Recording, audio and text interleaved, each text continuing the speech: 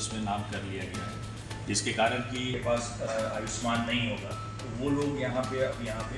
UPCM fund के through यहाँ इलाज उनका हो सकता है। सारे से लेकर के एंजियोप्लास्टी, एंजियोग्राफी, जॉइंट रिप्लेसमेंट है, स्पाइन की सर्जरी है, न्यूरो सर्जरी है, हर तरह के स्त्री रोग से लेकर बाल रोग से लेकर हर तरह। उसी से एक्चुअली पहले क्या हो रहा था कि जैसे 5 लाख आपका आयुष्मान में मिल भी रहा है,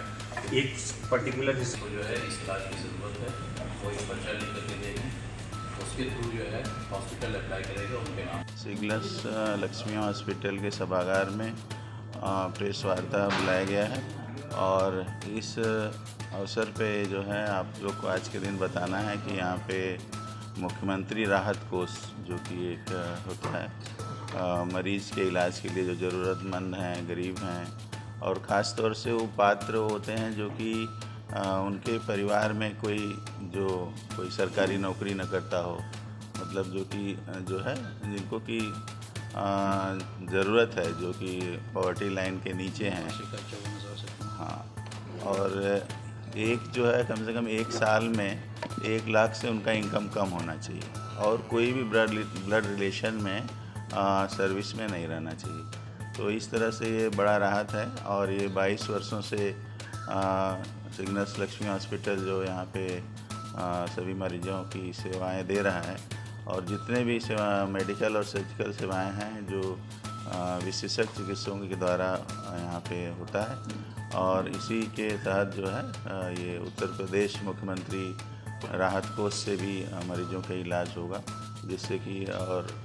और इसमें एक यही बात होता है कि मरीज को जो है कुछ 10-15 दिन पहले आकर के अपने सभी पेपर को सबमिट करना पड़ता है, तो उससे आसानी से वो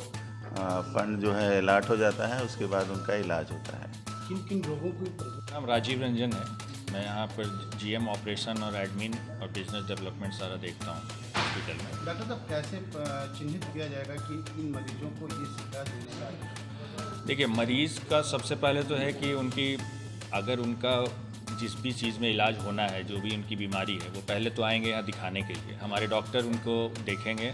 और उससे संबंधित इलाज के क्या आगे प्रक्रिया होगी ये डॉक्टर डिसाइड करेंगे। उसके बाद उसमें हमारे से संबंधित जितने भी उसमें पात्रता होती है उनमें कि BPL से नीचे होना चाहिए। अभी जैसा सर ने बताया कि उनके घर में कोई वैसा सरकारी में नहीं होने चाहिए कर्मचारी, 54,000 से सालाना जो आय है उनका कम होना चाहिए, उनके पास उनका आधार कार्ड जो प्रमाण पत्र है वो होना चाहिए। ये सारी चीज़ें अगर वो फुलफ़िल कर रहे हैं तो वो सारी चीज़ें के यहाँ पर फिर वो अपना एप्लीकेशन यहाँ डाल करके और हमारे तरफ से ये सारा पेपर चला जाता है DM ऑफिस में, वहाँ से वो वेरिफिकेशन हो करके फिर UPCM ऑफिस में जाता है और वहाँ से वो सारा पेपर ओके होता है। और अगर वो 15 से 20 दिन का वक्त एक समय लगता है, उसके बाद इलाज उनका शुरू हो जाता है।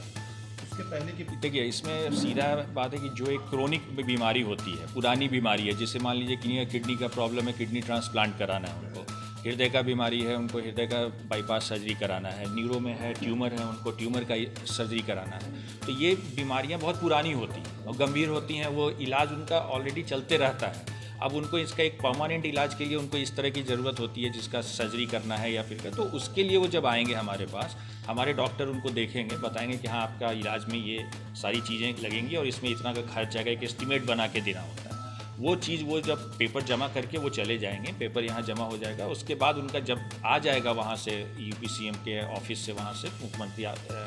ऑफिस से, फिर उनके पास एक SMS मैसेज भी आ जाएगा जो पेशेंट रहेंगे उनके पास कि आपका ये ओके हो गया है, अप्रूव हो गया, अब आप इलाज करा सकते हैं। हमारे पास भी वो आ जाता है पेपर, फिर मरीज आएंगे, उसके बाद जो भी इलाज होता है वो इलाज उनको। You are watching the Varanasi Time, हौसला सच दिखाने का। To get the latest news update, please like and subscribe our channel and press the bell icon.